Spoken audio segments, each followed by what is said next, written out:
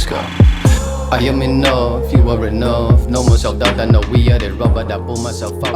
Welcome guys to another episode of When Men Heal. This is my podcast that's basically going to be focuses on men's mental health. And today my guest is a good friend of mine, Lunga, Tshuka. Welcome, brother. Yeah, thank you so much for having me, man.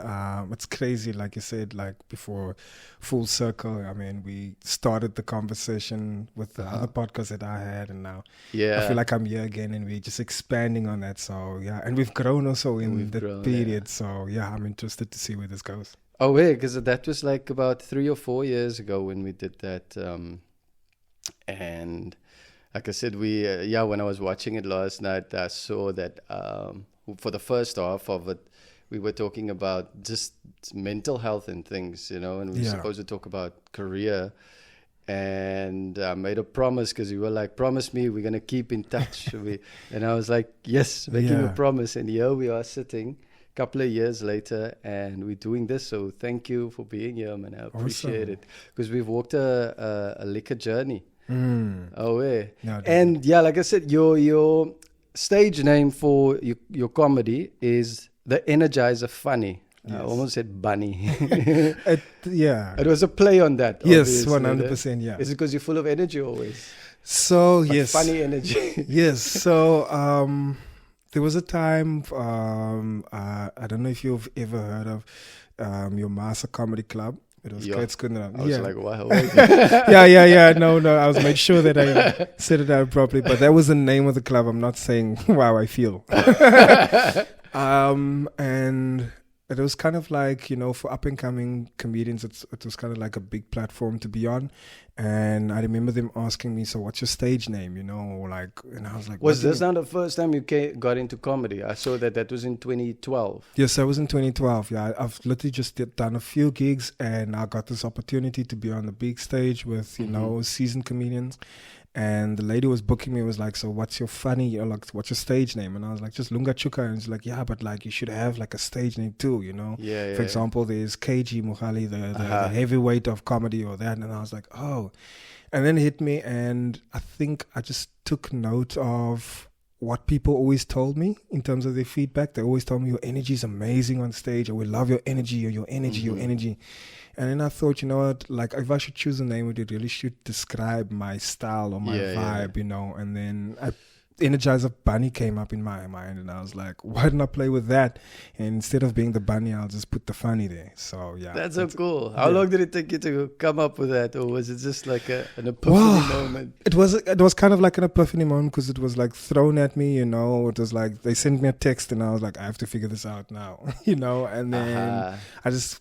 Anything that came to me like the quickest, and I was like, that feels like that's my vibe, because I couldn't think of what to call myself.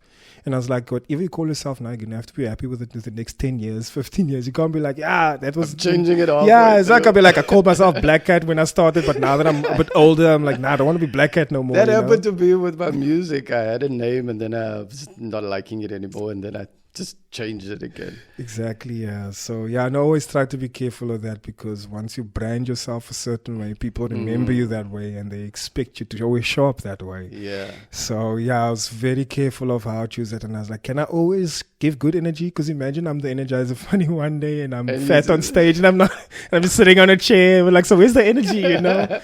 So I'm like, yeah. Oh, and I saw somewhere that you used to do, or you're still doing dancing, break dancing specifically, and music. Tell me about that. So the breakdancing was something that I just started out in the beginning with. However, in today, I would just use certain of the moves just for like photography, or just to like show like, so just to show a bit of more personality of like, there's more to that meets the eye when you see me, like I can do a little moves here and there, but I'm not going to compete against anyone. I've left the dancing behind. If anything, I do it for myself, just to have fun, or if there's a gig that requires dancing but not like extreme skills, I would take it. Where music is concerned, I just used to be an MC for a musical platform called Raw. which was Real Art Wednesdays, and that was like a music platform where we had up and coming singers, dancers, beatboxers, all types of like genres. So that was my music connection with that, but also with beatboxing.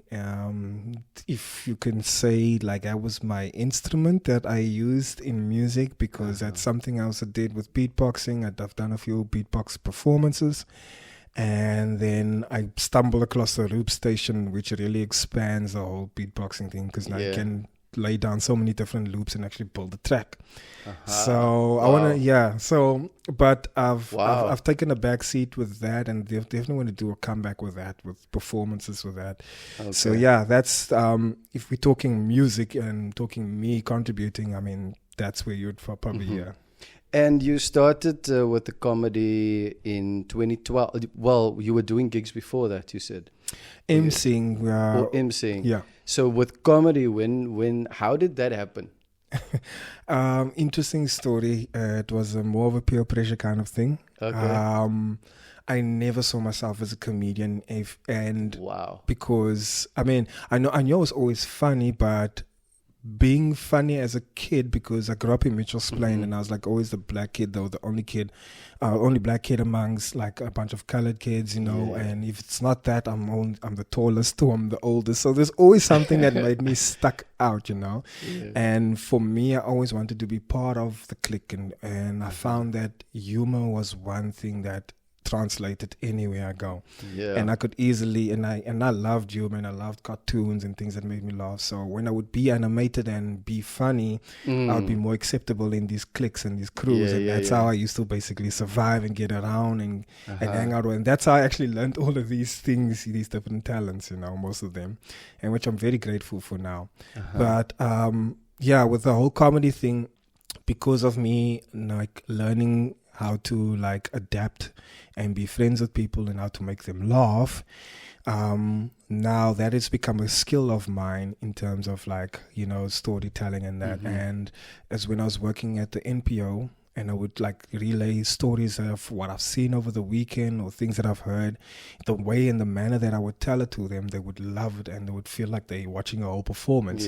So they always tell me like, dude, either comedy or acting, but we feel more comedy because you're more funny, but we also like the way you can get into character. That's why we also say acting, but your stories are so much more funnier, so you should really be a comedian. I was like, no, man. And for me, I always felt like I'm speaking to you, you my friend. I know what you're going to find funny. I know what we find funny, but to stand in front of a room full of strangers, different ages. On a stage. Exactly, you like, can't see them.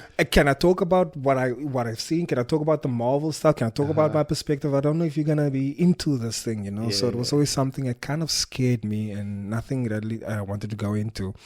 But I kept on getting that feedback, you should really be a comedian. And sometimes when I'm an MC, when I get nervous on stage, I would be funny or do something silly to get the crowd laughing, and that would be my reassurance that I'm doing a good job.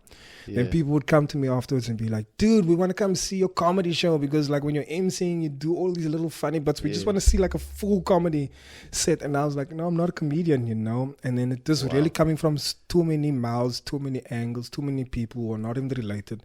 And that's when I was like, there's a pattern happening here as a sign. And that's when I decided, I'm just going to write material and give it a shot just to make them happy, so I can run away and be like, see, I tried it and it didn't work. But when I tried it out, immediately a comic came to me. He's like, hey, man, you're pretty good. Maybe work on this. Don't do that because it can be offensive. But I want to book you for the next gig tomorrow. Nice. So I was like, what? Yeah. Exactly. And then the ball started rolling and I never stopped. And now I'm a comedian. What's your favorite part about being a comedian? The unexpected feedback moments, because there's been so many moments, because like my first part of my material was about me growing up as a black kid in a colored neighborhood and reflecting back what I've learned and just everything, and my colored crowd loved that so much, because they love the perspective from someone else, like giving them like nicknames. Exactly, yes, things that things that we just grew up with, and not knowing from a different perspective. It's actually quite funny, and you can even see it as a culture.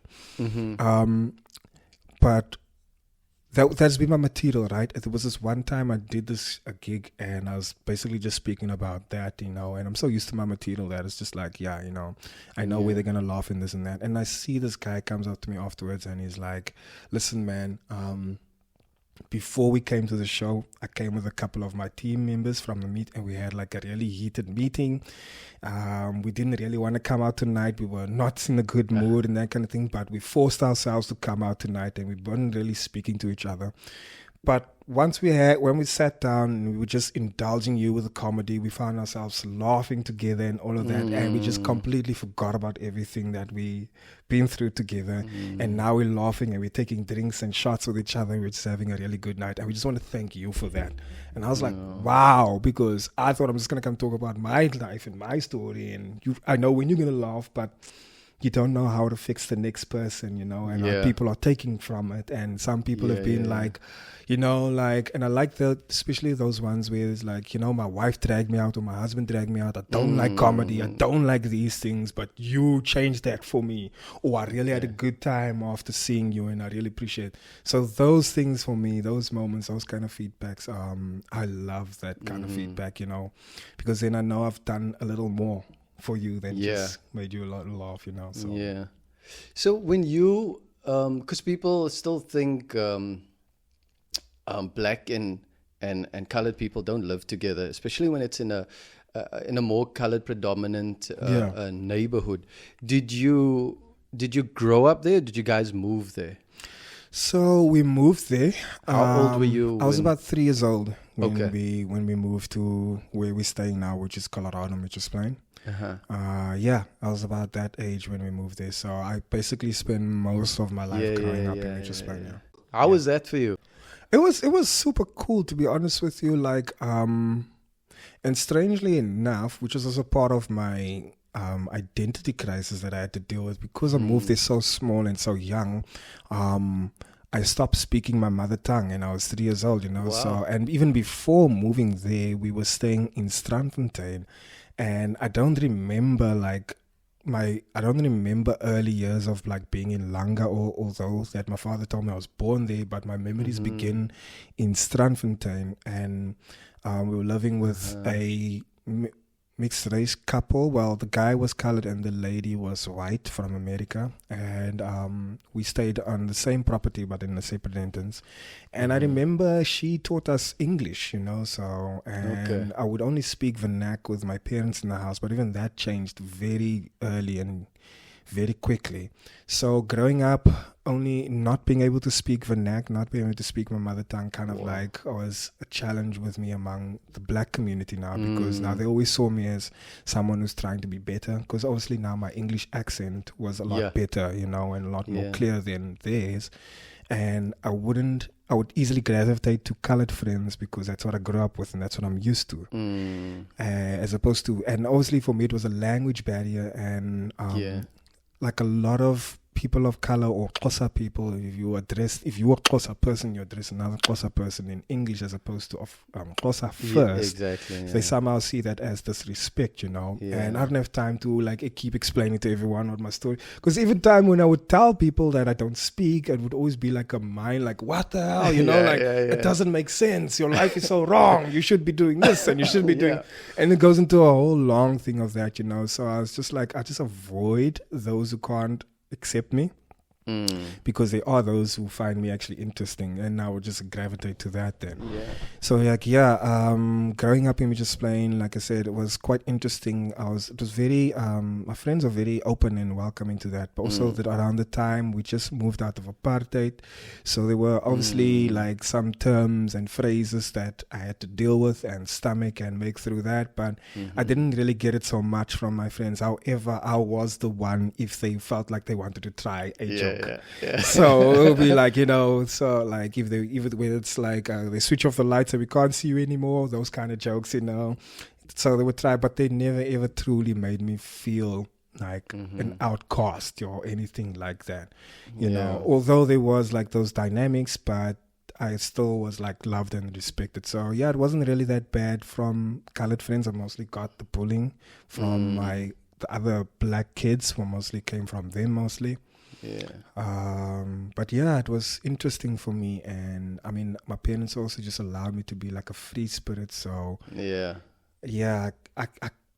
if I would put it in simple terms, I've freestyled my life. I like that. Yeah. I like that. So the NPO that you mentioned, what's the name of it? It's SCO? Okay, so there's two. There's the one that I have my own, and then there's the one that I used to work for. So the one I used to work for was called Spades, and that I did while I was in high school, and at least 3-4 years out of high school. And this one was focused on? Was this the youth? Yes. Okay. So youth between the ages of 14 to 26. Oh, wow. And it was a life skills program, peer education program. We would go to schools after school and then and do these talk sessions for like 30 minutes with whoever volunteers between that age groups.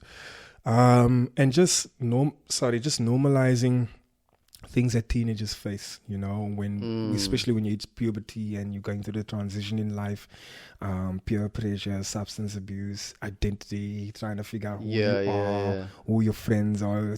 You stop speaking to your parents. And how old were you when you started with that NPO? I was, I think, 17 because I was on the program on high school. Oh, okay. So on high school, I was one of the kids that they would come and see. And then I was so enthusiastic about the whole thing, and I loved the whole program so much that they called me in, because I used to shop for everything and used to just be there, and I really loved that they were teaching young people these things. And then the boss called me in and he's like, "What's your dreams for after school?" And I was like, "I don't know yet." And he's like, "Cool, you want to work with us?" I was like, "Of course, I love the work that you guys do." So that's how I got to work with him. And then I did about 4 years of that before I left for the stage. Okay. And your own one? My own NPO, SOC, which is abbreviation, acronym for Save Our Children. Okay. It's basically what I've learned and what I've been trained in from Spades, but adding my own flavor and doing things which I felt that Spades was missing. I'm adding that, which is skills development, is basically. So it's self-development and skills development, focusing on leadership camps, winter and summer camps. And then also with that, when we get the short holidays, the 10-day holidays, then now to focus on skills development with that. And then bringing in people like you and from the industry and people that I've met along the way to bridge the gap, because I deal with kids who are vulnerable and kids who probably will or don't say never get the opportunity, but the opportunity is a lot harder for them to make it to stage or to have access to people like us who have this opportunity and who has a lot to give back to them. They don't know how to reach out, but they do have the talent and they have the burn in there. So that's what the workshops are for bridging the gaps and all of that, bringing people like us closer to the kids, sharing what we know and just inspiring them. Yeah, that's beautiful, man. Because, when you find, do you feel like that's your, or what do you feel like is your purpose? When did you feel like that happened? I'm asking because me being in the film industry, I used to think my purpose was being an actor, and the past, I think 5 years, 6 years, my perspective of it has changed. And I think I got to a point where I was like, this is nice, but when it's over, it's gone. I don't feel that feeling anymore. Like I've got to drive, I have to wait for the next job, and this is kind of part of the reason I starting this podcast, because I had to go back to what do I really like? What do I really enjoy? What do I, and this is the whole thing of how do I give back, and then I think I've spoken about it before in one of the episodes where people expect you to give back a certain way, especially if you're in an industry like the entertainment industry, right? They expect you to give back like how you did it with a NPO or, and I tried getting into it, but it just never, it never clicked for me. Yes. And then one day, well, when my wife and I were going through a hell of a lot and we went through a separation, you guys were there for me as well. It kind of steered me towards my I feel like my purpose, right? And then I started realizing giving back is not always giving back. It doesn't have to be so big on social media or like, hey, look at me, I'm giving back, you know. Not that I'm saying there's anything wrong with it, but I thought I had to do that, but it just didn't feel like it connected with me. And then my thing was like my wife would also remind me, is like, you good at like when you talk to people, baby, like you know. And I was like, oh yeah, being present is giving back. Giving your time is giving back. Sending a message, checking up, you know, is giving. That's also giving back. And in that way, I kind of found my purpose with us going through that. It was like to give back in that way, especially with men, with what I went through with my anger issues.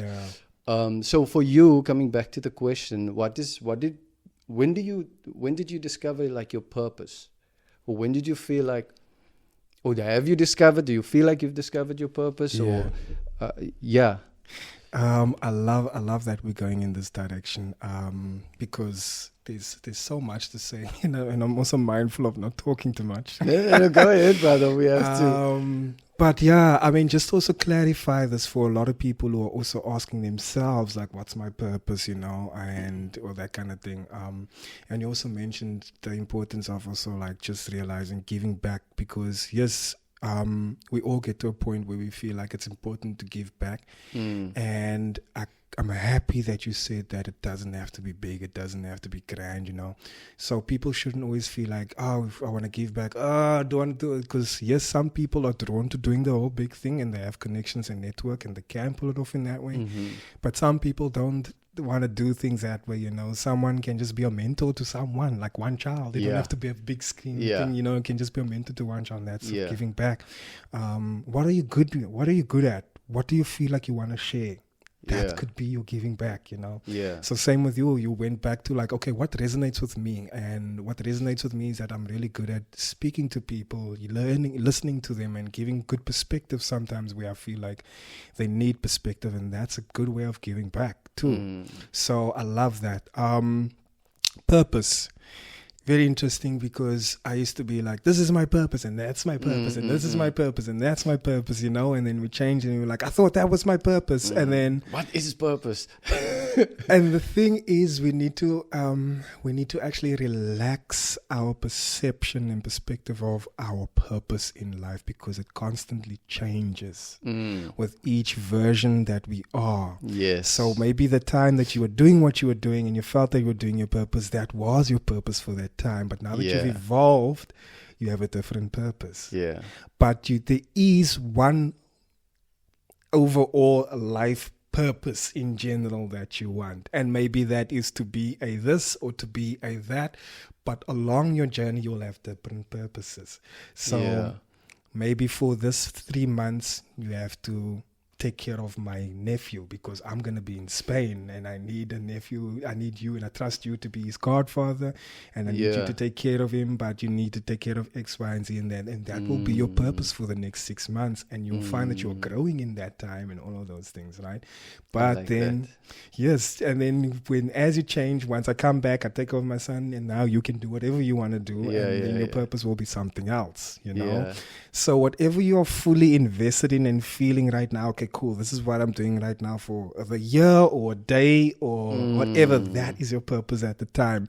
But I guess the question that you're asking is just the overall purpose, which is my soul's contract, basically. It's like what I came here to do. Why am I breathing even? And what gives me the passion, you know? If we're talking about purpose in that sense, it's then just to help people and to build this earth the way that I wished for it to, I wish to see it, the way that I wish to like live in it, the way that I wish my kids to exist in it. And how do I do that with what I've got?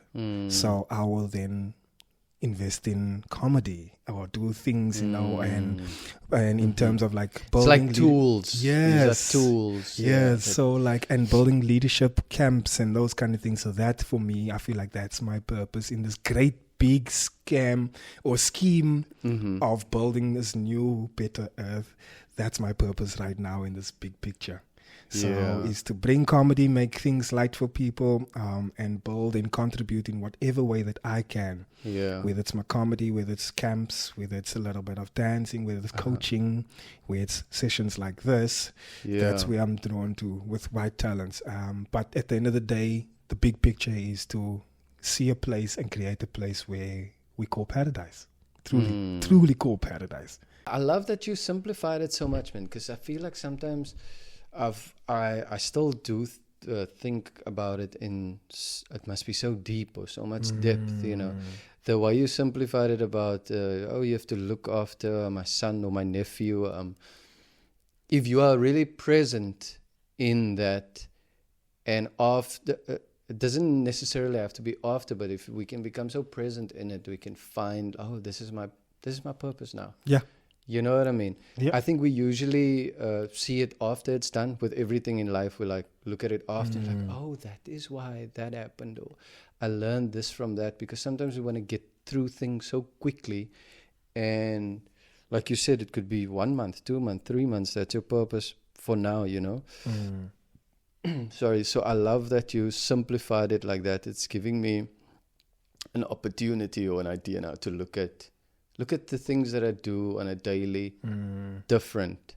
Like I said, being present for me, like, you know, for the past couple of years as well, when I go to work, before it used to be about, I'm just going to work, need to get the work done and leave, you know. Now I'm taking people in, and it's usually the first guy I see, who's the unit guy that tells me where to park when I get to sit. Yeah. You know what I mean? I try to interact with everyone because I realize that everyone's got a story, you know? Yeah. But I guess with me, with life, things has to happen. I don't know, for some people, maybe it's just part of them that they discover it, and it's not always a traumatic event.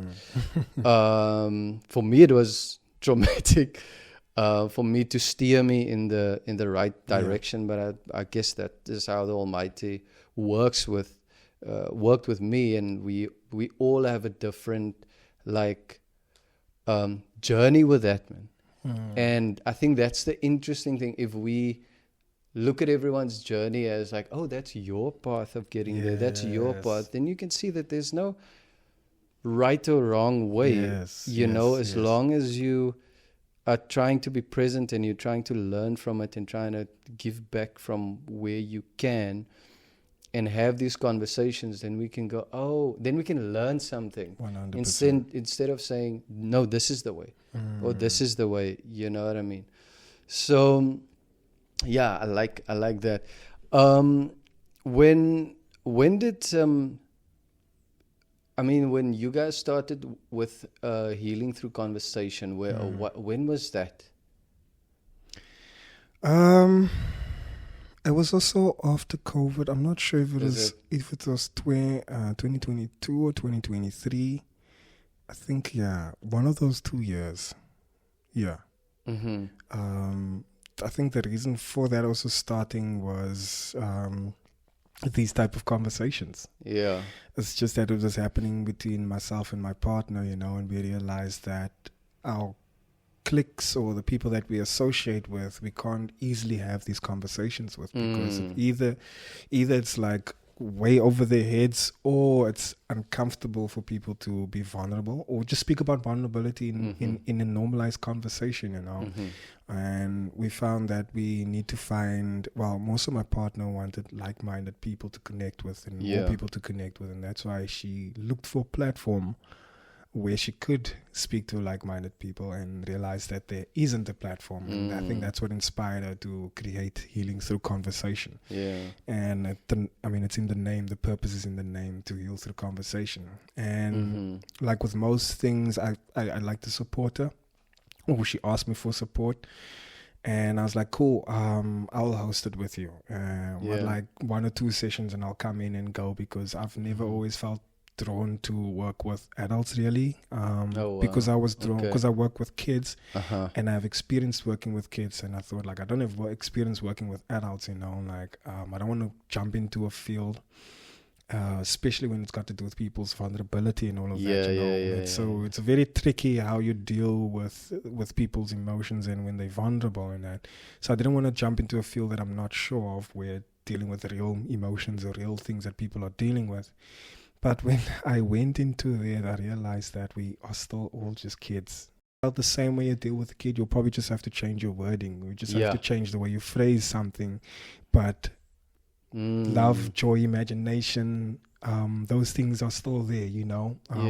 Being hurt, feeling seen, and all of those things are still important to you as an adult, you know. And you think that only kids go through that, but still as an adult, those things are still important, you know. Keeping your word, being respected, all of those things still works as an adult. And what I knew and started to learn working with the adults is that they are also learning these skills now to communicate better with their kids. So it's not just about them, you know. So that's what we got from that, and why we kind of like ran with it. That's beautiful, man. And when it came to mental health, men's mental health, where did that start for you? I think this is maybe because a lot of things I'm referencing from just after COVID. So I'm going to reference one before COVID. Just before COVID. For me, the realization, which was like almost life-changing, to be honest with you, because even the term mental health in its own, I grew up believing mental health means it's a term that you give for people who are mentally challenged, people who can't help themselves, who can't maybe... Who are not verbal, who can't eat, who are stuck in a wheelchair. That's what I thought mental health is, and that's where I thought it ended.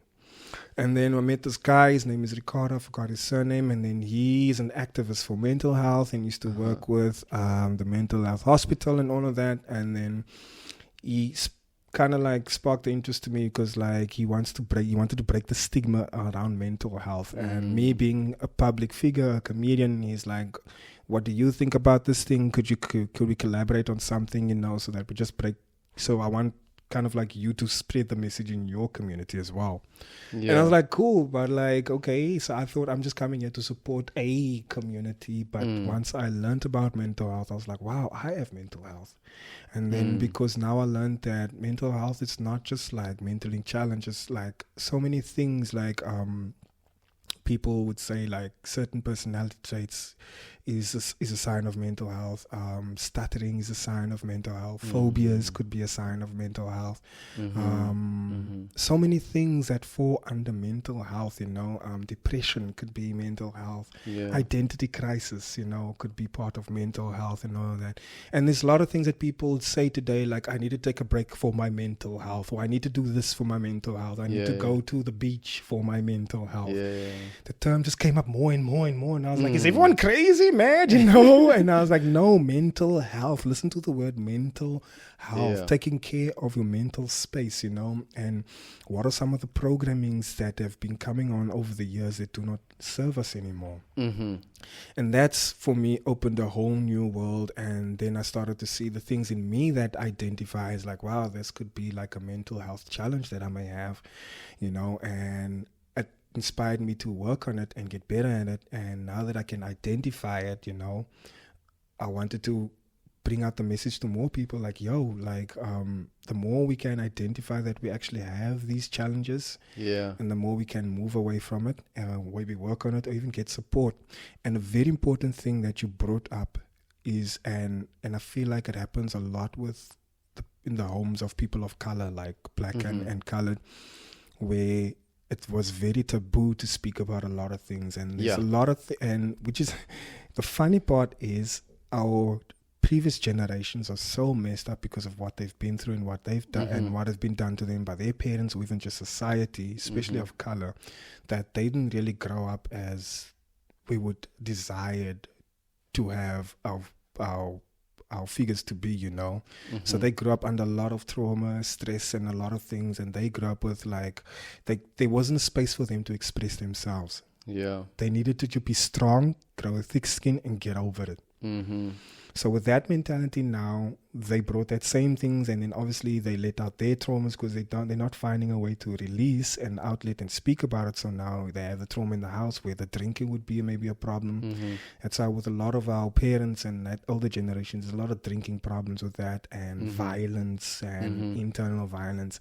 And because that we also people of pride, we wouldn't want these stories to get out. We wouldn't want people to look at us in a shameful way because we were already under the boot basically in society. Yeah. So then we taught our parents were taught to not speak about these things, and not perpetuate these things. And then they taught us to not speak about these things. And they're like, don't embarrass us out in the streets, and you don't speak out of the house and that. And then, but you're being abused at home, and and all of these things. And like we were taught that you don't speak about these things. So then we developed these mental health, depression, or we schizophrenia, or we just paranoid, or we claustrophobic, or we started and develop these little things that were never meant to be part of our identity, And what I've learned also recently, that the throat chakra, if you want to go now, the whole spiritual thing has been blocked with the generation, and with so many generations, especially men, because there was this phrase of be a man. Yeah. And that meant so many things in terms of like, don't cry, or like get over it, or ignore your emotions, or be quiet right now, or just suck it up. It meant so many things that a lot of men just had to do. And we almost kind of like took it on like, this is our responsibility and our identity. And so in a lot of circles that I find myself, healing circles, it's 90, if not 100% women. So, yeah. So it's very rare that you find men doing something, and I want to give you your flowers for doing what you're doing. And I know you spoke about this not too long ago, that you want to do something for men, because you know what you've been through, and you recognize that there are plenty more men who could be facing or dealing with what you've been through, and you wish that you had the support, or even you had like a little bit of support there. You're like, this is what took me through, so you feel like they need it too. So I'm like, respect to you for even standing up and being like, guys, like anyone else who has been through what I've been through, or even if you're going through what you're going through, you don't have to do this alone, and as a brother to brother, there is a way forward, and I'm here to help in whatever way. So I appreciate you and respect you for doing that, because we need more. And eventually I hope that we can do a camp one day, or a retreat for men, so we can get more deeper and spend more time doing these things. But I love what you're doing right now. And yes, a lot of us, especially males, we need to recognize the mental health that we are dealing with, that we were kind of like programmed with. Just in general, not even like you personally from your home, that's your own things, but just in general, the expectation and what we go through as men, there's a lot of healing that we need to deal with, that we're not even aware of. So again, respect to you for creating a platform where people can at least just listen to this, and will do something. Thank you for that. You're going to make me cry here now. Now you're the man, man. You're the man. Respect. How did you used to deal with, like you said, when you started realizing you've got some mental health things that you need to deal with, those same things, when you discovered them, what they were, and you need to deal with them differently, how did you used to deal with them? I push it aside. I mask it, push it aside, put your best foot forward in front of people. But then at night it would like obviously get to me when I'm alone and I'm thinking, then it would get to me, and then I'd have my moments of like getting upset or whatever. But I was very good at pushing things aside and bottling things. Yeah, in my younger years, before I started doing my own healing, I was really good at bottling things and pushing things aside. Yeah. Wow. Because you know what, I also realized like it's easy for us to be talking from a victim perspective. But when you're the perpetrator, it's very difficult to acknowledge. And we all are victims, and we all are perpetrators to 100%. some degree, And so now I advocate more for, I feel like part of like why I'm doing this is like, I wish I could afford to pay for everyone's therapy. That's me again trying to help everyone. But I can't. So what I've learned, I'm trying to share, because the things that I've read, books that I've read, having spoken to people like you, podcasts that I've watched, is like this is also helped me, but also just to to bring light to the stigma and go, no, it's okay. It's okay to let it out. It's okay to cry. It's okay as a man to talk about these things. It's so it brings so much healing. Just a 5-minute conversation of being present with someone. You know, the other day, I was in the gym. As you know, when you're in the gym, you start just meeting people, and like. There was this guy, he's probably in his 50s, 60s, very healthy. And I saw him in the gym the other day, and he came to me, and then he was talking to me about him and his wife. They got 3 kids. They're splitting up now after 20 years, you know. And we probably had a good 15 minutes of like talking, mostly him. But I was just like, I was in a rush because I wanted to get to the gym and get out, and then I bump into him, and now he's talking to me.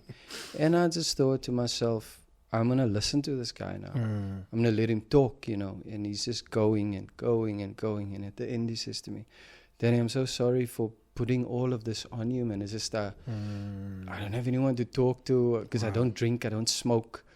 You know, I just come to the gym, and now this is happening in my life. And we've never had this deep conversation. He would just meet me at the gym. He saw me on TV, and he's like, "Hi, how are you doing? Oh, try this exercise."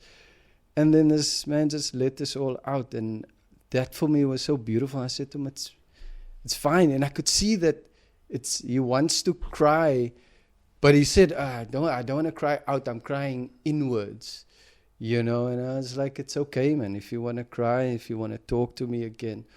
So I WhatsApped him just to keep checking on him. You know what I mean? But it is so beautiful. Like, there's an age gap. There's with different cultures, different races, but this thing is universal. Yes. And the way it happened for me was so beautiful. It reminded me, like, just keep doing this that you're doing.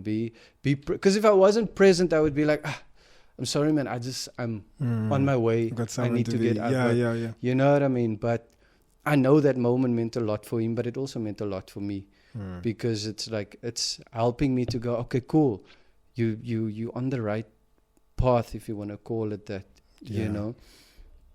So, that was a beautiful moment for me to, it's always beautiful to have that. And we always have these moments. Yeah. I'm so glad that you said that because we've made it a normal thing, you know, like literally 7 years ago, 5 years ago. Okay, maybe not 5 years, but 6 years, 7 years ago, I wouldn't be able to look at another male friend and be like, "My bro, I actually love you." Oh, yeah. And I was thinking about you now. A couple of days, I just want to know if you're okay. Yeah. It's so simple.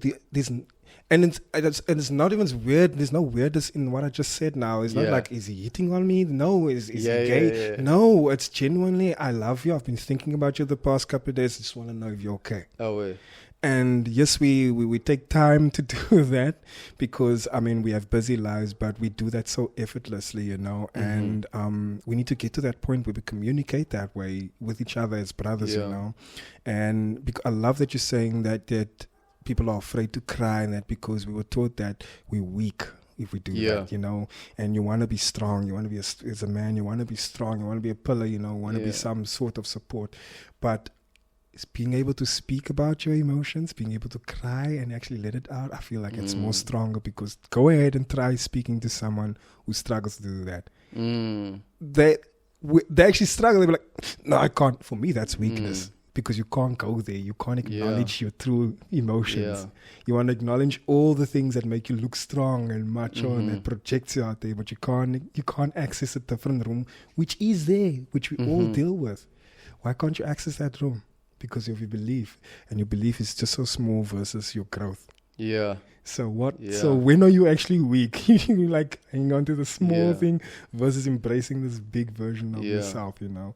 So yeah, I'm glad. Like again, I'm glad that you're doing this. I'm glad that you're normalizing. I'm glad that we have the relationship that we have, and I hope that more people get to learn from it, you know, and that we get to be like this, like we are with each other, with more males, so that they can also heal and just feel comfortable, at least around us. To open up, you know, and that way it becomes bigger and bigger, and it's a norm, you know. Social media, I feel like it's also messed it up a bit for us, because now people run to the internet. You know, I realized the other day, people actually get upset when you don't know what's going on in their lives because they posted it. You know, we both do this. We check in on each other, but we do it via WhatsApp or a call, or, you know, send a voice note, send a message. And so many of my close friends, we don't even talk on social media. You know what I mean? We don't really, we don't comment on each other's stuff. No. Like, I guess we understand this is, you know, but some people build relationships, especially the younger, you're sounding a bit old now, but the younger generation, they build relationships on these platforms, and I know what a like and a comment from someone does, right, on a post. And I questioned myself. I was like, I don't even have a real relationship with this person, but I feel some type of way when they've liked or when they've commented. Yeah. And I was like, what the fuck is that? That's not real, you know? And when you meet these people in person, you don't know what the conversation is so superficial sometimes, you know? And I'm like, oh, okay. And also I realized, like, that doesn't mean support. Yeah. If you clicked and commented and shared, that doesn't mean you're really supporting me. And also on the other side of it, it's like, you can also be okay with if I don't support this that you do. You know, we get so offended by things that is not happening in real life, real face-to-face conversations. We take offense on things that happen on social media platforms. Like these like grown men that go at it. Dude, it's so weird when it comes up and I see like what is happening here. Like making a video of like, I'm gonna tell Lunga now, Lunga, kykie, you, you this, that, and then waiting for your response. I'm like, what is? What? I don't understand. Let's take it to the gram. You know what I mean? Yeah. I know, But hopefully, like, with more of these talks, people can see, like, it's more important to have that face-to-face conversation and just to remind us that doing it on these platforms or you know, it's not real relationships. It's make sure you have like a personal relationship with the person. 100%. And you know, some things can be there. It's business, depending on what it is. Yeah. You know what I mean? But we don't have to like everything everyone else does. They don't have to like everything that you do. Because what I realized while we went through the COVID happening, everyone was on their phones. That's the only thing you could do. Everyone was on social media platforms, right? Yes. And I got so anxious, man. Depressed and anxious because what is going on in the world? What is this happening? What is that? And when I decided at some point, hey, let me give this a break and not look at what's happening, I could feel my body calming down a bit, my thoughts calming down a bit, you know, until I went back on. And then I started realizing, hey, every time I go back on social media, even now when I'm too much time there, my brain's doing this. And then I find myself like, I've been scrolling and sitting here for 30 minutes. What am I doing with my life that I'm doing this? And because then you naturally start comparing yourself without even intentionally doing it. It's just because you see People are posting the best part of their lives. Yes. And you sitting there thinking, wow. But you do the same. You're posting the best parts of your life. And we're all just posting the best parts of our lives. But we're not checking in. 100%. And this is something that my previous my previous boss used to speak about all the time when I used to work at the MPO. And he's always like, in that time it was mixed. Can you believe it? But he always used to advocate for real life connections, because he said that time already, he's like, the young people are going to lose real life connections. They're going to get so used to this mixed thing and this online social interactions where you can fake whoever and you can speak whoever, but in person then they have social anxiety. They have so many different things that they're not to talk to a girl, but so it's like, and these like interactions, like how people are just like, it's not real, and it's not authentic. So it's very like it's very important that you said, like, you bring, for me it's like a reminder how important it is to have real life interactions and connections, and the same like with us. Like when it comes to social media, we barely even like and follow each other's things so much, but in person I love you so much and I would spend so much time with you, and I value the time that we spend. But we know social media is just for work maybe, or for whatever reasons why we take it, but so many people take that as validation. External validation. So like you're saying, and we sometimes even now felt like we're not busy enough or we're not doing enough good things, and then we like have to just refocus or rebalance ourselves. But I mean, it's a real thing. It's a real thing that you're speaking about, and a lot more people need to like just listen to what you said. Like, yes, you can have this world and it's fun to play in it and it's good for business sometimes, But when it comes to being real people, real interactions are way better than 1,000 likes. What has been your tools, Lunga, to help you heal? A lot of things that I've done kind of helped me. For example, with comedy, helped me with identity. Karate helped me with confidence. Learning about spiritualism and all of that helped me with healing.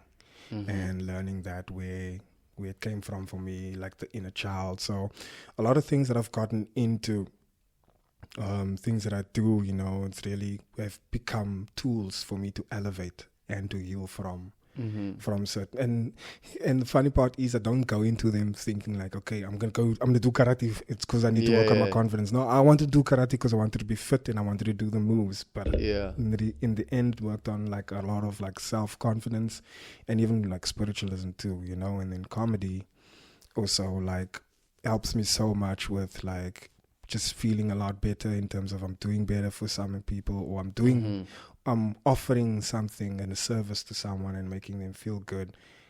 In turn, makes me feel good about what I'm doing and who I am, So a lot of things that I do help me a lot. Your self-confidence, you mentioned it a lot. Has that been one of your struggles? Dude, with yourself? Or yes. Is it? Yes, for the longest time, because like I need to because as a young kid, I was trying to fit in. So, and whenever I showed my true self and there was too much of myself, I would see that it doesn't always sit well with certain people. So I was a lot better at watching you, observing and adapting to what you like. So then I give you a version that you're okay with.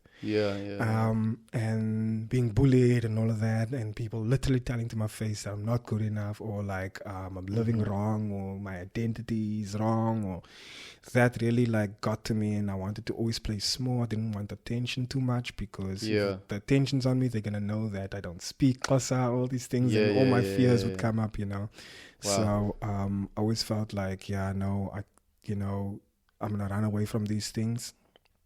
But what truly, it was the healing, once I started healing myself and started becoming my own true friend, and that's when the ball really flipped for me, when everything started to change. We've spoken about now being the victim. Where have you found yourself being the perpetrator?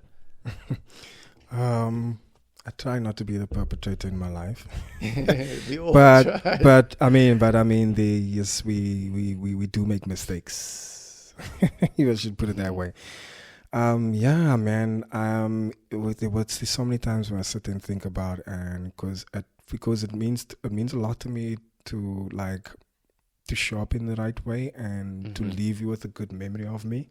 You know, more now that I'm more conscious of how I speak and how I interact, you know, and how people view me. It's always important that when I interact with people, I want you to have a really good memory of me, you know.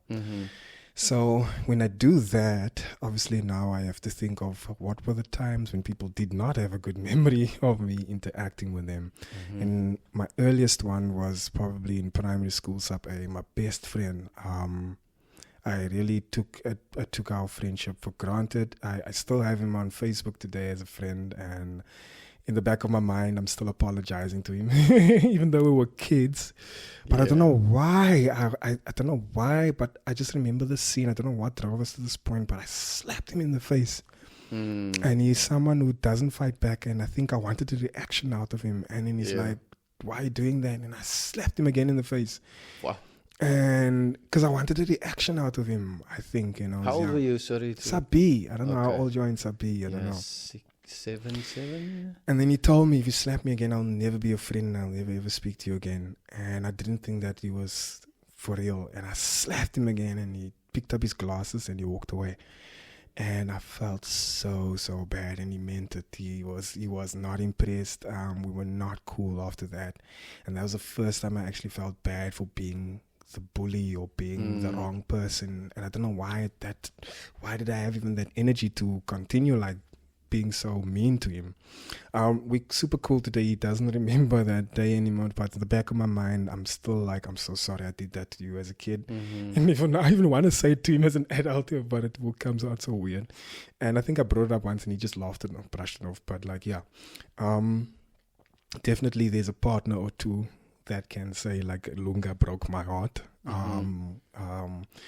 And yeah, because there's definitely people I've had interactions with, you know, in my life. I can't really be specific, but I know there are interactions where I've left people thinking that guy is an a-hole, or I don't like that guy.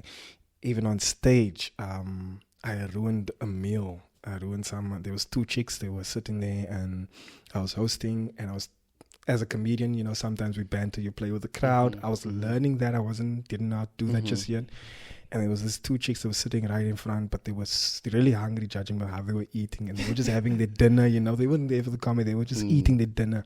And I brought the attention of the whole room, being like, whoa, look at these chicks, you know, making them like really. And that kind of like, obviously, you humiliated them. They stopped eating completely, and then they just paid the bill and they left. Why do you think you did that? I think I don't know, I was trying to interact with the crowd, but I wasn't thinking. I just went straight to what the first thing that I saw, and I saw 2 chicks going at the meal, and I commented on what I'm seeing, not thinking that I'm embarrassing them and I'm humiliating them, and now the whole room is laughing at them, and how can you actually eat after that, you know. I didn't consider all of those things. I was literally just thinking of what do I see and being spontaneous. And I thought, because it's a comedy show, they're just going to go with it. But obviously, it sunk in that I got the whole room to laugh at those chicks, and they were eating. And what if they were really hungry and they just wanted to grab a meal together and they're best friends? And I actually ruined that for them, because they didn't even box it up and go home with it. And I know they're hungry by the way they were eating. So I actually just ruined that whole thing. They just had to just leave. So I definitely know for a fact, if my name come up in that circle, they're like, oh, I hate that guy, you know, like there's nothing good about that guy, you know. So I know for a fact I've definitely been a perpetrator there. And yes, I've lied sometimes for my own benefit. I've lied to protect people. I've lied because I don't feel like honoring a commitment that I've made, you know, or don't want to show up or anything like that. I've lied, and I would count that as being the perpetrator, because I've disappointed you in some kind of way, or I just feel like a villain right now. So yeah, but I try not to be like to the extent of where you are traumatized by me. So I try not to push it to that extent, because I feel the guilt would eat me up more. Yeah. But yeah, I'm not perfect, and yeah, I've been short with people. Some people know me as short temper. Yeah, some people know me as short temper. Who don't know me. Maybe like if I'm traveling and I'm so tired and I don't have time to speak to you. I'm sure there was a guy who tried to speak to me, and I was just giving him like, I have no time for you version of myself. So I'm sure if you ask him, hey, do you know Lunga? He's like, nah, that bruh. So there definitely are some people. But I mean, there's moments where you're tired. Exactly. That happens, because sometimes we also put this pressure on ourselves to be liked, to walk away, like you say. But here's the thing, though. I was tired, but I could have said in a nicer way, like, hey, man, I'm tired. I've been traveling. Like, do you mind if I just sleep? I could have done that. Yeah. But I chose the don't F with me. Don't look at me. Intentionally. Exactly. Keep it short, because I know, when you deal with someone like that, you don't want to deal with someone like that. So I projected that version so that this guy could, like, nip it in the bud, because I felt like if I'm going to be polite, he's going to also still come back and be like, maybe 20 minutes later and be like, hey man, sorry, I know you're tired, but I just want to know. So if I show you one time, like, nah, okay, leave this bra alone, And yes, I got my success. I got peacefully left alone. My sister had to deal with that dude. Did you sit with it in the back of your head? No, I was happy. I was happy for my piece. My piece is more than, I don't know you, dude. So like, I don't have to see you and remind myself that like, I was so bad to you. Like, trust me, I am happy for my piece that I gained in that moment. And I know because he doesn't know me, he's not gonna keep on. He's just gonna be like, let's do it on the plane. That's it. And by the time he meets whoever he's going to meet, who he was flying to, he's already forgotten about me. So I knew like I don't have to really worry about it, and I was happy to be the villain in that time. I want to ask you, what do you think can happen when men heal? I think that we will have better friendships. I think that we'll have better relationships. I think that we can meet most of these women who are already healing and who are already making these circles to like interact and link up with other women who are doing other things to continue the healing. I think that it will be awesome to meet up with them, because in these spaces, trust me, I've been in so many of these spaces, and it's like they gravitate towards me because it's like they don't know a man that's also brave enough to come into the space. So they always like, we're so happy that you're here, or like you're so inspiring, or we wish more men could take steps like you are taking, and that kind of thing. So I feel like if more men are doing these things and we're finding ourselves in these spaces, we can really do a lot better, and we can heal this men versus female thing that we've got going on, where men have expectations for females and females have expectations for men, but we're not understanding that we're both coming from broken places. So how are we even going to meet each other? And like, because it's not even about man versus female. It's never been about man versus woman, but that's where we are now. With I hate men, and not all women are, you can't trust all women, we have our conversations like they have their conversations. So I believe once men start healing, we can meet each other, because there are a group of women who are healing, actively healing and trying or being their best version. So if we can get a group of men also to balance that out, because we have a balance of unhealthy men, we have an unbalance of unhealthy women, but then we have a balance of healthy women and an unbalance still with healthy men. So if we can get a balance with healthy men, we might influence the unhealthy women and unhealthy brothers and sisters that we have, and then we can heal properly. Because you find now that the lady's going for healing, or then she comes home and then she can't speak to her husband.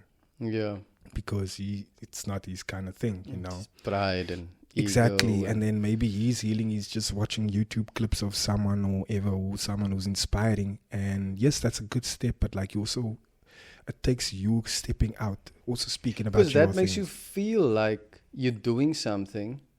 Because you resonate with what they're talking about. It fools you in a way, but it's not like catered to your... You can relate to some things. That's what I also found. Like, you can relate, but then it makes you feel like you're doing something about whatever you're struggling with, you know. But then you just fall back into the cycle again. Because it's exactly, because you're just educating yourself by reading or watching something, but you're not implementing what you've learned. But I do believe that things are changing. I do believe that value is coming back, respect is coming back, love is coming back in the way that we grew up, you know.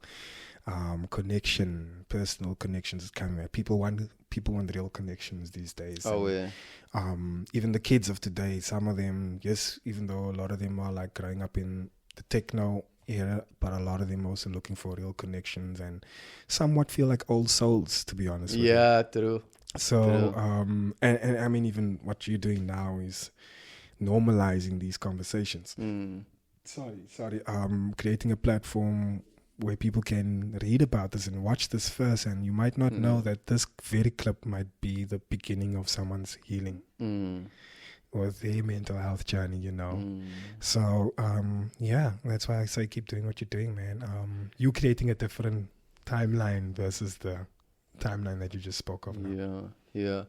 For men that's going through some struggle, what would be not advice, I hate calling it advice, but what would you like to say to the men who's listening out there, even for the woman, because this is also for women to try and understand better where our mind sits on how we're trying to deal with things and what is uncomfortable for us, because sometimes they expect us to just talk about things.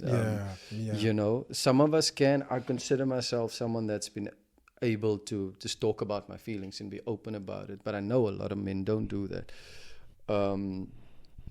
So what would you say to those men and women watching, learning from this conversation? I would say, well, if I can add some perspective, let's put it that way.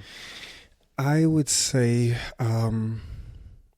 first for male and then female, and then maybe just collectively. First for the males, guys, you're human. Being a man doesn't mean that you're not human. So crying is also human. Saying I love you is human. Feeling the need to be heard, feeling the need to also want to be hugged, even sometimes. It's human, okay? So you are human, and if you feel that you're in spaces where people do not celebrate this, then just find it in a different space. Don't try to change those. That if you can't speak to your brother, then don't speak to your brother. If you can speak to your friend, rather speak to your friend, you know. But don't find that men are not supposed to speak. So you're human, and you too are loved and you need it, and you also need to express yourself.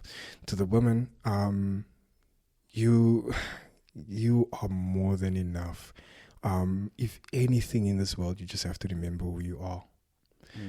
You've been created to be amazing, to be honest with you. Like, you're something else. You're something else. To all the women out there, just remember who you are. Remember what it is to be a divine feminine.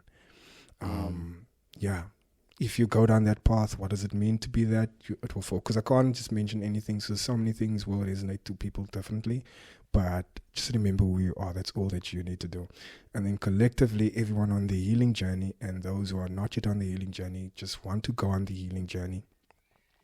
The best journey you can ever take in your life. I don't care what country you've ever been to. I don't care what place you want to go to that you feel like it's going to give you so much peace. Like, you think, I'm going to go to Ibiza and live. No, I don't care. Wherever you want to go and you want to live your best life, the best journey you can go, and which will be the most fulfilling, is an internal journey of self-healing. That is the best journey you can ever, because once you heal yourself, you will understand other people more. The more you understand yourself, the more you understand other people. The more you heal yourself, the more you will see the healed version in other people, or inspire healing in other people. So go within. Go within. It's a time to go within, remembering who you are. Strap away the old programming and the old thinking patterns that never served you, or that served you up until now, and then write new ones. Create new programs, create new connections and new things, and rewrite your life. Humanity's been given a clean slate. And a lot of people are going to come to understand exactly what I mean by that, but we've been given a clean slate, so paint run, create, you know, but first heal your heart so that you can paint with a clean brush and not a broken one or crooked one. Wow, that's beautiful. Brother, thank you for being here. Yeah, I really appreciate the time that you've taken now to have this chat with me. To anyone listening who liked any topic or comment, share, maybe we can talk about something that you commented that you'd like us to talk about. I'd like to have you on again, man. For sure. I love talking to you, man. So specific topics we can, this is kind of like a generalization. Yeah. So yeah, thank you guys for watching, Lunga, brother. Thank you, man. I appreciate you and I love you so much. I love you too. I'm so grateful to have you in my life, and yeah, man, thank you. One love. Thank you, brother.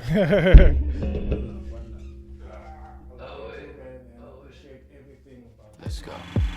I am enough, you are enough. No more self-doubt, I know we are the rubber that pull myself out. Fuck feeling stuck, I am enough, you are enough. No more self-doubt, I know we are the rubber that pull myself out. Fuck feeling stuck, I am enough.